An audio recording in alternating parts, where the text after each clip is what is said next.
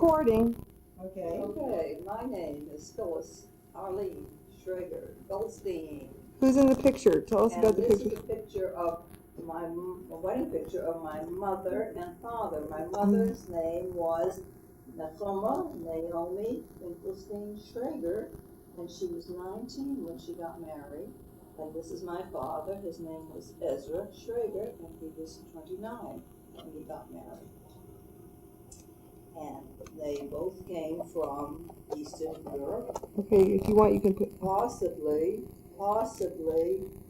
Poland, but at the time it was considered to be Russia.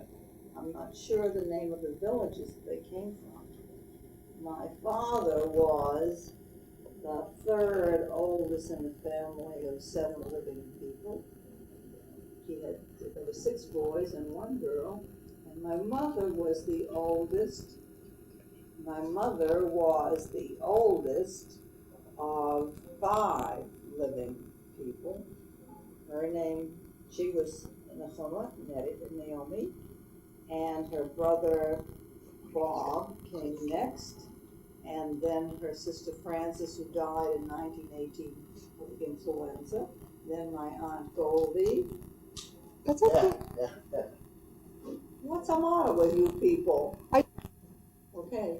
After Frances came Goldie, who was born in 1900, and Lil, who was born about 1904. She was the youngest. My parents met in Lawrence, Massachusetts. Interestingly enough, in doing research, my father and my grandfather Finkelstein came to the United States on the same boat. You mean Naomi's father came with Ezra? No, they just happened to. Yeah, they both right, but they were the same. Ezra and Naomi, they did right? not know each other. Right. Okay, that's what I wanted to understand. They did not know each other at that particular time. Mm-hmm. My grandfather's name was Naamanus, which was translated into Max Finkelstein, and his wife's name was Bunyasura, which is, I guess, Barbara Sue or Barbara Sarah, and my grandmother Finkelstein died when I was only about 5 years old, and my grandfather came to live with us for many years. My father's side of the family, his father Hyman Schrager died when he was young, and his mother Rose lived to be almost 100 years old, and she lived in Lawrence, Massachusetts. Now, I have a funny story about when my grandmother Rose, because my mother used to bake challah and make a chicken every Friday. And it was my job when I was about 9 or 10 years old to bring the challah and the chicken to my grandmother, who lived as a boarder in somebody else's house far away. And at that particular time, the little Lindbergh boy had been kidnapped and was killed. So when I delivered the stuff to my grandmother, I was afraid that somebody might kidnap me, so I decided to take some crumbs and drop them along the way so that people would know where I was going, and then I would also know my way back home, and nobody would kidnap me, because that story of the little Lindbergh baby made a deep impression on us when we were children. So did you ask your mom for an extra piece of bread so you could crumble it, or you did it sort of on the sly? I don't remember, but I do remember that the idea came to me from the story of Hansel and Gretel. So that's where I got the idea. Now, how did your mom come here? You didn't mention. My grandfather and my Uncle Bob came together. Mm-hmm. My grandfather was a painter, and Bob worked with him. What kind of a painter? House painter? House painter. But if you were in Yiddish, you would say a paintner.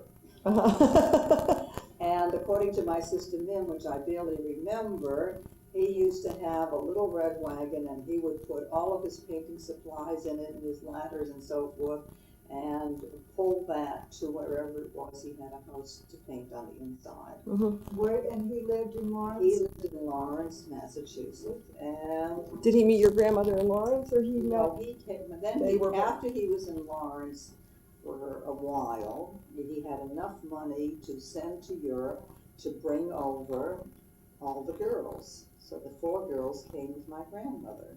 Oh, okay. So he brought over the whole family. They came over. My mother came here when she was 16, and that was 1908. Mm-hmm. or maybe perhaps she was closer to 17.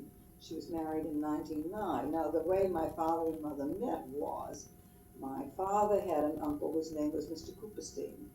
And Mr. Cooperstein and my grandfather Finkelstein were friends. And my father, who had been living in Philadelphia with his brothers, came to Lawrence to visit his uncle. And he came to my house because his uncle came to my house. And he fell in love with my mother, and then they got married. Did your parents come through Ellis Island? I believe so, but I don't have the kind of a story that Grandma Goldstein has, because my mother never told me exactly how they came, but she was the oldest, and Goldie and Lil were babies, and Frances was next oldest, so a lot of responsibility fell on her and Frances. Wait, okay, so Frances died in, She died in 1918. oh, after she came here. After she came here with influenza, because my grandparents, my grandfather must have come about 1905, 1906. My mother came in 1908 with the rest of the family. And so they were still living in Europe, or we don't know if it was Russia or Well, it could have been, it Poland? was called Russia, but it probably was Part Poland. of Poland. Because my mother used to talk about Vilna Gubernia. Now, Vilna is in Poland, Right. you see. And, but also I thought there was Lithuanian in somewhere, or is that, No, that's Grandpa Goldstein's family, or Grandma Goldstein's Why do you think they settled in Lawrence? Why? It was the custom of people to go to a city where they had friends. yeah, or other villagers. Or where they had opportunity to have a business.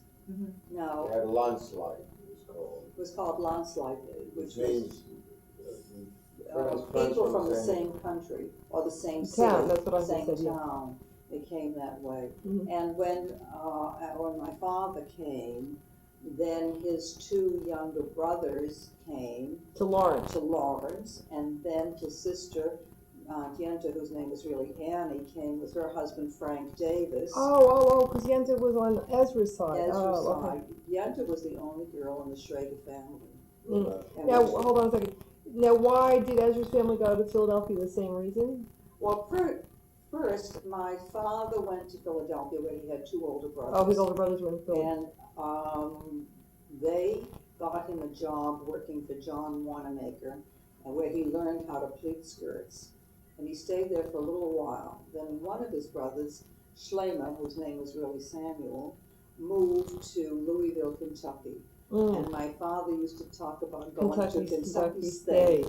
And, you know, that was a real joke because it wasn't Kentucky State University, it was the state of Kentucky where his brother was a shepherd. And you know, a shepherd is a ritual slaughterer. Oh, I didn't know that. Oh, so one of his brothers moved from Philly to Moved from Louisville. Philadelphia to Louisville. Okay, Naomi has a question. Why did they move to the United States? They came to the United States because things in Europe were very, very, very poor, very bad, and there were pogroms. Pogroms were when the Russian people, the Cossacks, used to come into a village and harass the Jewish people who were there. Sometimes they took away their food, their clothing, their houses. Sometimes they killed Jews. So it was a very bad time for Jews at that particular time In that area. Europe. In Europe. And that what they did gradually was that usually the father of a family would come to the United States first, and he would earn some money. And after he earned some money, then he would send for his wife and the children to come. Because first he had to have a home for them. If he came, as my grandfather came with his only son, they could go to work and they could live in somebody's house and be a boarder. A boarder means that you go to live with a family and they provide you with food and a place to sleep, and you pay them very little money. How long did it take for them? A couple of years. It took a couple of years. I figure it out this way. My Aunt Lil was born in 1904, so that she was an infant when her father left to come to the United States. When she got to the United States in 1908, she was 4 years old. So took 4 years. 4 years later, you see. So it must have taken close to 3 or 4 years for him to earn enough money to send 4 or 5 people to come. Needed money.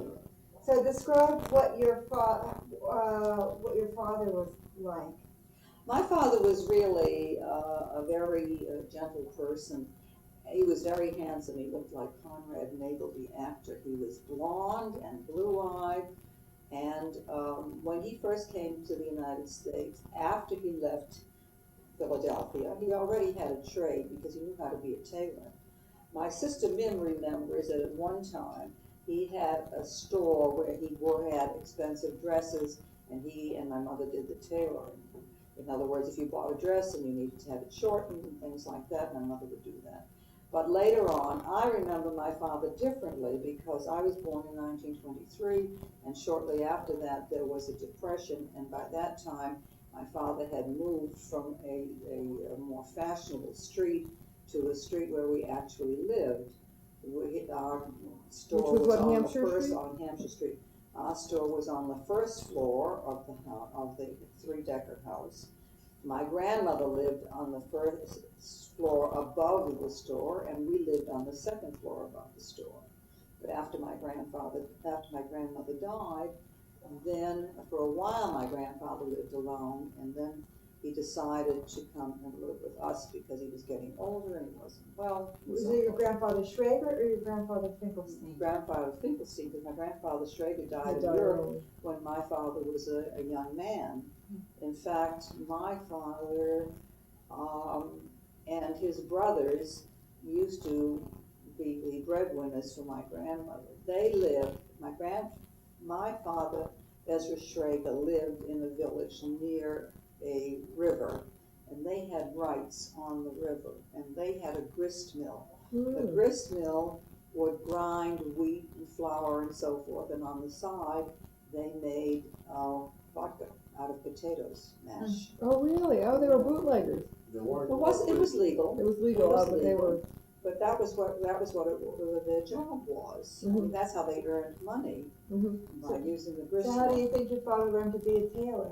John Wanamaker's in Philadelphia, because when he came to the United States, he had already been in the Russian army. Now that's what I was going to ask you. 'Cause I thought at one point someone had said they thought that he may have been an army deserter, or was he done? Well, in a sense, he was, because when you went into the army, you had to serve 8 or 10 years, or even longer. And his brother Yuppel, who was a younger brother, I guess you could call him Jacob, was in the army at the same time my father was. Now, what Jacob's job was to be a drummer in the Tsar's band. My father was a foot soldier, and at the time of the Sino-Russian War, the Japanese-Russian War, Chinese-Russian War, Japanese-Russian War, 1904, when his unit was supposed to go to actually do battle, he left and ran in the opposite direction and came to the United States. How long do you think he was actually in the Russian army? It must have been 6 or 7 years, because he used to tell us stories about the things that he did, how they would be given a quota of a pound or 2 pounds of loaf of bread, and they were given food which was not kosher, and he and some of his army buddies from time to time used to steal into a farmer's yard and try to steal the chicken so that they could have something that was kosher to eat. They lived on fish and bread and so forth. And he told us a lot of stories. He used to tell me stories when I was a little girl, and I think I told you this famous story of how in the wintertime he caught fish. He would cut a hole in the ice and sink a barrel, and the barrel had 1 hole in it, and the fish would swim into the barrel through that 1 hole and pack themselves down, and then they would have a barrel full of fish. Now, whether that was true or not, Really? I don't know. He used to tell me that story when I was a little girl. So I would like to know what it was like for you growing up in Lawrence. I mean, you were one of 3 sisters. Well, okay, I was the youngest of 3 sisters. My sister Mary was 14 years older than I, and my sister Shirley 10 years older than I. And when was your And- what was your birthday? My birthday is June 15th, 1923. And when I was a little girl, one of my earliest memories of my sister Min was that she was going to be learning to be a teacher. And when I was a noisy little girl, my mother used to say to me, "Be very quiet. Miriam is studying. Miriam is a teacher, and Miriam is studying." And I think I was really very much afraid of her when I was 5 or 6 years old, because I was starting to go to school, and a teacher was a very important person. My mother impressed me with the fact that she was a very important. What was your life like in Lawrence? What was it like? Well, Describe your it house was and very, stuff. my house. We lived up on the top floor of my house. We had a big kitchen with a big black stove in the kitchen. We had a room we called the front room, which was really, today we would call it a living room, and it had a piano in it, and it had a sofa and a couple of chairs, and it had a big oak sideboard, and we had 2 bedrooms, one of which my mother and father slept in a double bed, and in the other bedroom we had a double bed and a single bed. And so when the girls were all at home, Shirley and Min slept in one bed, I slept in the other. And later on, when my grandfather came to live with us, then my mother and father slept in the double bed, and my grandfather slept in the single bed, and Shirley and I, by that time, slept in the double bed because Min was already married. How old were they when they got wintertime- married? What's that? How old were they when they got married? I was No, how old were they? 11 going on 12 when Min got married. So So she that was- would have been at 1935 So when she she was got married. 26? I don't know. She was 26. 26. She was 26 when she got married. Min was a teacher of special education in Haverhill, Massachusetts, and her husband Pinky, Morris Pincus Pollock, was a graduate student in psychology, and they decided to start a special school in Brookline, Massachusetts. How old was Shirley when she got married? Shirley got married a couple of years later. She must have been 25, 26 when Oh, she also. got married. Oh. About that age when she got married. And Shirley and I were very close because Shirley used to be my babysitter, and I tagged along with her all the time, everywhere. My mother and father were busy in the store. My mother was an excellent housekeeper. She cooked and baked and cleaned and washed and ironed and got up early in the morning and did everything, and then ran down to the store to give my father his hot lunch, and then stayed in the store to do the finishing work on the tailoring, to make hems, to shorten sleeves, to finish the coats and jackets and stuff. My father, what I remember was Depression years, basically when money was very hard to get by. Now, I'll go back to Lawrence. Lawrence was a city of mills, and we had every nationality conceivable living there. We had Syrian, Polish, Italian, Irish, very few blacks. We had Portuguese people, we had French people, Jewish people, and we lived in a neighborhood which was very, very mixed. And across the street from us were bars. There was an Irish bar, a French bar, an Italian bar, and so forth. And the bars really were the social clubs for the various people who lived in Lawrence. That's the way it was arranged. And one street over from where we lived, there were 2 shuls. There was one shul which was called the Lishisha Shul, which was basically people who had come from the same area and was Ashkenazi, and the shul across the street was more Sephardic in its outlook. And there was a Talmud Torah, and I went to the Talmud Torah from the time that I was 6 till about the time I was 12. Did all the girls go? There were only 5 girls in the class, and the rest were boys. Yes. What is what you're explaining about? A Talmud What's that? Torah? Yeah. A Talmud Torah is a Hebrew school. After school. And there were 2 classes. There was the little class, which was from 4 to 6 o'clock, and the big class was from 6 to 8 o'clock, 5 days a week. Wow. You went 5 days a week? When, You went 5 days? well, actually 4 days a week, because we didn't go on Friday. We went Monday through Thursday, and then Sunday morning, there was a YMHA on the same street, Concord Street, where the 2 shuls were. And Sunday morning, I would go to Sunday school at the Y. And in the summertime, Y had a summer camp for us kids, and the best thing was to go there and play ping pong, and the people who worked at the Y were being paid by the WPA, so they had an art program, and they had a whole, they had showers, which I didn't have in my house. Nicer than what WPA was. Well, that was during the Roosevelt administration, where they took money, and it was depression, and they gave money to communities to run programs for children, and they gave money to artists, and so forth. Now, my house had an old-fashioned bathroom.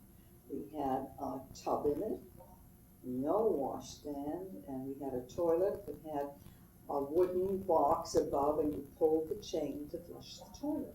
And my mother had one room which she called the sink room, because there was a sink in it and wash tubs in it, and that's where she washed clothes, and eventually she got a washing machine. With a ringer? With a ringer, right, and that was very modern. And then next to that little sink room was a room that she called the wood shed, because originally the stove in the house was heated by wood, and the wood used to be kept there. But eventually what that little tiny room became was a pantry where she kept her pots and her groceries and so forth. And when I met your daddy, I used to talk about the woodshed, because my mother never said wood shed, she said a woodshed. Get the pot out of the woodshed. Now, when you're, Just a moment, why don't you explain to them that the only room that was warm and wood. she started to say that earlier, yeah. Yeah, it was the kitchen. Was the kitchen. All the other bedrooms and the bathrooms were freezing cold. Because there was no central heating in, there was no central heating in that. It was a house. cold, Was there water electricity in the plant. house? There was electricity and gas, but Right. no central heating. Right. So the heat basically came From the stove? from the stove that was in the kitchen. But wasn't it It coal was, stove? it was first a wood stove, then it was converted to coal, and eventually it was converted to kerosene. It was an oil stove, Gas. and then it was converted to a gas stove. And So were your lights always, electric I lights, or remember. do you remember, were they ever gas lights? no, always electric lights. I don't remember gas lights. I always had electric lights. Okay. And there was And when you were little, did you have a telephone? Yes, we had a telephone. It was an old-fashioned telephone, and in the kitchen there was a sewing machine. And when I was little, we didn't have a refrigerator. We had an ice box, and the ice you would put a pan under the bottom of the ice box, and the ice would melt. And you had to be very sure that you did not let that pan with the melted water overflow, because if you did, you had a flood in there. It would come down and break It would everything. come down all over everything. Did you have hot water in your tub? Yes, because we had the hot water heater in the kitchen right next to the gas stove, so we had hot water. Right next to the stove, the big stove, There's a hot water heater, was a boiler. a boiler, a big. Next to that boiler was what we call a hot water heater. It worked on gas. It was a cylindrical contraption with coils inside, and you had to light it by hand to turn the gas on. And that gas lighter used to heat up the boiler. And the water went by brass pipes to the kitchen and to the bathroom. Were you on the top floor? We were on the top It floor. was a triple decker. It was a triple decker. The bottom floor was where the store was. The second floor was where my grandmother lived when I was very, very little. And the top floor was where we lived. Did your father own the building? At one time he did, but he lost it. Because during the Depression, he was really Right. poor. And I know that you told a story about not having any, only having a few dresses when you were little. Oh, yeah. Well, my father used to make my clothes, and I had this little, I really remember that I really had 3 dresses that I wore to school when I was about in 2nd or 3rd grade, and one of them was a pink and blue plaid dress, and somehow or other the collar got torn on the dress. My father put a yellow collar on that dress, and I was so unhappy. I didn't want to wear the dress anymore because the yellow collar didn't go with the pink and blue dress. I was very unhappy. And then my Aunt Lil sent me a black velvet dress with it really was a skirt with a little silk blouse and a black velvet bolero that I used to wear every Sunday to go to Sunday school. And my Uncle George and my Aunt Goldie and their 3 kids would come to our house every Sunday. And my mother would always make great big hamburgers and mashed potatoes and peas. And she would make, Uncle George used to call them buttons. And she would make some sort of a kugel with apple and so forth. Well, one Sunday. Wait, what were the buttons? The hamburger was, he used to call it a button. Well, one Sunday, I came home from Sunday school, and I took off that black velvet dress because I didn't want to wear it anymore. And I didn't want to get dressed, and my father came and gave me one of the 2 spankings that I had that I remember in my life, because I was very, very bad. I didn't want to wear that dress anymore. How old were you? I must have been about 8, maybe 9, and I had a real tantrum. And I didn't want to wear that dress anymore. The other time I ever got a spanking was, I had a friend whose name was Sophie Hetman, and I loved Sophie Hetman. And we used to go to the movies, and it would cost 10 cents to go to the movies, and we needed about 5 cents to buy a piece of candy or something like that. And one Saturday, Sophie didn't have enough money. So I went to the drawer in my father's store and I took out enough money to give to Sophie. My father saw me do that. And when I came home, he asked me about it and I lied. And he said, I know you took the money to take Sophie to the movies. And he gave me a spanking. He said, if you had asked me for the money, I would have given it to you. But you must not go to the drawer and take the money by yourself. And that was a lesson I never forgot. Later on, when I did errands for him and I went to pay bills or anything, and I came back, I would count out every single cent of change to make sure that I was honest and I gave him back all the money that I was supposed to have. So, did you go to the movies every Saturday? Every Saturday we went to the movies and it was a double feature. Did you go to shul first or you didn't go to shul? No, I don't believe I went to shul in the morning because that's a big question of, my father had to work on Saturdays. My grandfather was one of the movers and builders of that shul. He was a religious man and he went to shul all the time, every day, twice a day, and on Saturdays and on holidays. Which grandfather? Finkelstein? Grandpa Finkelstein, because Oh, right, Grandpa Schrader. Schrader. You did, sorry. Okay. What is a shul? The shul is a temple. So were your parents very religious? I would say my mother was. My father was more modern, and my mother was very religious, and my mother had a feeling that she had a personal relationship with God, and as she did her work in the morning, she would pray, and when she made the bed, she was saying her prayers. Can you show us a picture of what they looked like when they were older? No, here's a picture of when they looked older. Okay, can you move it up a little to your shoulder? Okay, let me. Yes, and my mother must have been about at least 60, and this picture was taken at a wedding, and it's a little bit retouched, and my father then would have been about 70 at that particular time. Mm-hmm. You see it? Yeah, thank you. And What are things that you remember about your childhood? lots of things. What was your favorite movie that you remember? Do you remember? I know, I do. Well, one of the first movies that I remember really was the Marx Brothers, and then and I remember being frightened when I went to see Frankenstein, and I sat underneath the bench the whole time.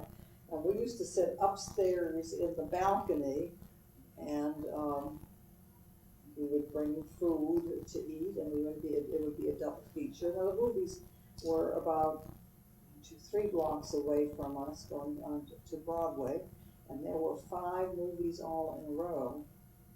And try to go with my friends every Saturday. Did your parents ever have a car? Never. My father never learned how to drive. I want to just tell you something about my father. As I said, my father was a very gentle man and very modest. Never saw him without a shirt and a tie. He used to get up very early in the morning and he would go to do the shopping for my mother and bring back fresh rolls fresh meat, milk, and all the things that she needed, and then he would go down to the store. Now, when the Depression came and he lost the store where he had sold dresses on Essex Street, it was as if his life had stopped and he had no more ambition. He required very little in life for himself. My Uncle Frank, who was his sister Yenta's husband, and her brother-in-law, the Youngs, had automobiles, and they became much more modern, and it was as if my father decided that he had as much as he wanted in life. And the story I think I've told you before, when my mother died, and I came to Lawrence to go to the funeral, and I was very upset. I said to my father, you know,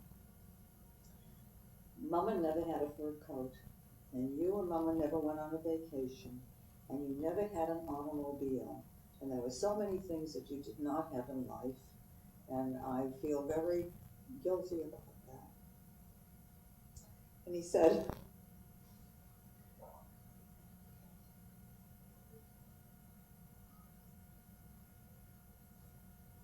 but all my daughters were educated, and they all married fine men, and I'm very proud of them. And I had everything that I wanted in life, which was a wife that loved me, and enough food to eat, and some books to read, and children I can be proud of. And that's all I really wanted in life, which is a person who has made peace with himself and who has realized his ambition. And most of us are very ambitious, greedy people, and we never have enough. We always feel that we must have more and that we've missed something out of life. But the things that he wanted were good values, that we should be educated and marry good people. But in a way, don't you think that, didn't George, like he went on and he was fairly successful, but his Well, children, George was but his born in children, the United States. oh, okay, but also his children though were educated too, don't you think, or they weren't?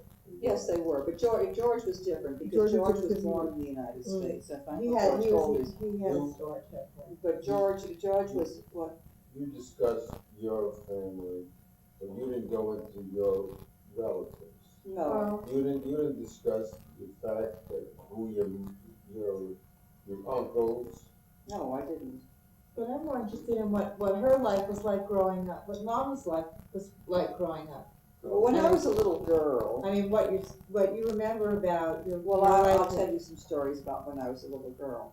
When I was a little girl, my mother started me in school when I was 5 because she thought I was smart, and you had to be 6 to go into first grade, so she lied, and she told them I was a year older than I was.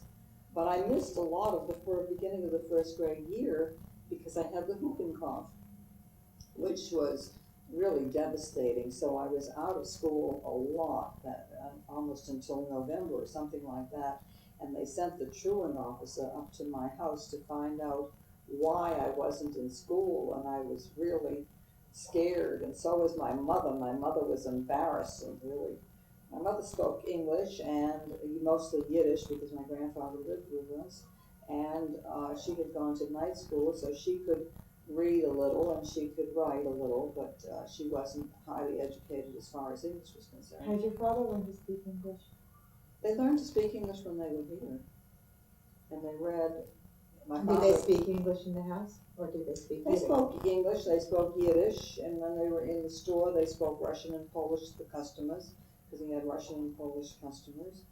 And, but anyhow, to get back to my story, when I got back to school, I remember that I had a very sweet teacher, and one of the first things I remember about school was, in the afternoon, she would have us dramatize stories, and she set up a table, and we dramatized the story of the 3 billy goats gruff. Now that's a story that I had told to my Aunt Naomi, And everybody wanted to be the billy goats that were underneath the table so that they could, when the billy goats went across the bridge, you know, the troll would say, "Who's that going across my bridge?" You know, I don't do that. And the other kids in the class were learning how to read, and I hadn't learned how to read yet because, first of all, I had missed so much school. One of the activities my teachers always gave us was we had little letter squares, and we had to make words out of the letter squares and to copy the words that she had put on the board by joining the letter squares to go say, to do those basic words. And it wasn't until around Christmas time when my Uncle George came in his big packet car, and he took all the kids in the car, and he took us around to see the Christmas lights that were on in the nearby neighborhoods. And as we went by a drugstore, there was a sign in the window that said SODA, and I said, "That says soda." And from that moment on, I knew how to read. That was the first word that I remember learning how to read. Now, so when in the Billy, but to go back to the Billy Goat Gruff story, because you didn't quite finish it, what part did you play? I don't know. Or you don't know, but it was that just was a reward. to play the troll. To play the troll, to act out the troll, and things like that. That was a reward. Now, I went to the Franklin Street School, and it had 4 classrooms in it. 4, I think. But the bathrooms were not connected to the school. There was an outhouse outside of school, and the boys went to half of it, and the girls went to the other half of the bathroom outside of school. And in the wintertime when it was snowing, you had to run to the bathroom very quickly and come back, and you were only allowed to go to the bathroom when the teacher would take the entire class, and you stood there and you shivered.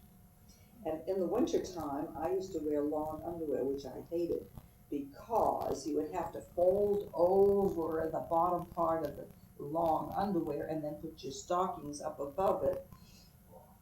And the long underwear had a flap in the back that you pulled down when you wanted to go to the bathroom. And I remember that I had a pair of, this is fucking acceptable, my notes. I had a pair of underpants which were cotton, and I must have been doing some tricks and the pants split, and I had not buttoned up the flap on my underwear, and it went down through the split in my pants. And when I came back into the classroom, the kids were all laughing because they could see the flap in my long underwear hanging underneath my dress. Uh-oh. That was fun. Mary Ann asked me the other day what I ate when I was little, and I ate breakfast. And after I had whooping cough, I really could not tolerate food first thing in the morning. And since my school was only about a block away, we had recess every morning at 10. And my mother used to walk over to the school and bring me a hard-boiled egg sandwich and a tomato and a glass of Ovaltine. Now, Ovaltine was something that was made out of milk and malt, and it was a good, nourishing drink. The other thing that I remember about being little in first, second, and third grade was we could buy chocolate-covered graham crackers and milk in school for just a few pennies, and we would have a break, and we could have something to eat, you know, in the middle of the morning or the middle of the afternoon. And I loved chocolate-covered graham crackers and milk. Then when I was in 4th grade, by this time I had learned how to read very well. I went to school in the Cross Street School, so I had to walk about 10, 12 blocks. Did you walk to school by yourself? Well, with my friends. And as we walked to school, You got a lot of I tape. told them how you were Okay. just reading. Wait a minute, wait a minute. Well, do you have a lot of? When I went to school in the 4th grade, I had to walk about 10 or 12 blocks, and I passed the library. So every day as I went by the library, on my way home from school, I would stop in and see Miss O'Brien, who was the librarian, and she would give me a book, and then I would go home, and at night I would read the book and finish it, because I went through all the Bobbsey twins and all the little girls who lived on a prairie, and all of the stories that were in series, and Miss O'Brien knew which ones I had read and which one I hadn't read, and I would take out a book every day and read. Did In you have the to like wintertime- stay up late and your Well, mom would tell you yeah. to turn out the light, or? In the winter time, when it was cold and the only room that was warm was the kitchen, my sister Shirley and I used to sit in front of the stove. We would open up the oven and put our feet next to the oven as if it were the fireplace, and she would read and I would read, and my father would be reading the book and my mother would be reading the book, and that's what we did every night. There was no television. There was radio, but there was no television, so we read and read and read. And I became a very good reader Prodigious reader. for everything. When I had nothing to read, I would read the want ads in the newspaper. I would lie down on the kitchen floor and I would read the want ads in the newspaper. And I remember having one jigsaw puzzle, which I loved to make, and I would make that 1,000 times. Did you have very many toys? No, I really didn't have very many toys. I was reminiscing with Daddy the other day that in the summertime at McCalligut's drugstore they had a contest, and if you did a lot of errands to people, you would get points according to the amount of money that they had spent. You would save the tapes. So what I wanted was a pair of roller skates, and I wanted them very, very much. So I ran errands for everybody to earn points. And when the contest was over and I turned in all my points, they gave me a little housekeeping set, which was a broom and a dustpan and a brush, and I was heartbroken. By that time, my sister Shirley had been working in a store called the Racket Store, Tuesday nights and Saturdays, and she was earning some money. So she bought me a pair of roller skates to make me feel better. So, What do you remember about junior high or high school? well, it wasn't called junior high, it was called 7th and 8th grade. Then I went to the Oliver School for 7th and 8th grade. And I was one of the brightest kids in the class, and I was such a good person that when I finished all my work, I would sit and I would read my geography books and all the other books, and I was way ahead of all the other kids that were in my class. So my teachers made me the messenger that went to the office to pick up the notes and to deliver the things, and I always worked in the office because I was so far ahead of everybody else in my classroom. I got all those errands. And one of the things I remember about junior high school was the song was very popular. What it then was, "Oh, the music goes round and round." Jacob loves that song. Oh, yo ho ho ho. And it comes out here. I have a question for you. Couldn't have you skipped a grade if you were, Well, first of all, Naomi, I was younger. I was a year younger than a lot of other kids in my Well, did they ever class. fess up to your right age? Well, what happened was, Oh, good when question. I was going into high school, no, it wasn't even then. When I was graduating from high school, I went to the city hall to get a birth certificate, and then they changed my age from being born in 1922 to being born in 1923. And I was always very proud of the fact that my high school graduation was on June 16th, and my birthday was on June 15th. And so I was 16 when I graduated from high school, and 17 the day after. But so why didn't they skip you a grade? They didn't. They They didn't skip us a grade, no. Only in Brooklyn. Mhm. Because And- of rapid advance. You went from, you skipped, you went 7th and 8th grade were together, and then you went into the 9th grade, which was the first year of high school. Junior high school consisted of 7th, 8th, and 9th grade. Well, when I was in high school, the high school was really very crowded. And so freshmen went in the afternoon from 1 to 4. And sophomores, juniors, and seniors went from 8 o'clock in the morning until 1. No, I went 1 to 4, that's a short. Yeah, it was, because the school was overcrowded. Now in Lawrence High, it's understaffed and undercrowded. But at that particular time, it was overcrowded. Did you work in high school, after school, or before school? No, I didn't start working until I was going to the summer I graduated from high school, I got a job working in a store called the Pick Nibbler. And I worked there Tuesday nights when the stores were open and all day Saturday, and I earned 33 cents an hour working at that And that's particular when you time. learned to And fold a sweater. that was minimum wage, and I used that money to offset the cost of transportation. When I went to college, my tuition was $75 a semester. Yeah. What college did you go to? I went to Salem Teachers College. And did you live at home? Yes, and I used to go the first year I went by bus, and the second, third, and fourth year I went, there was a man who used to work in Salem, and we had an arrangement with him that he would take us to school in the morning to Salem, and then I would come home in the afternoon by bus, whatever time, because the activities were irregular when I was going to college, so I couldn't really go home with him, and neither could the other people who were in the car go home with him.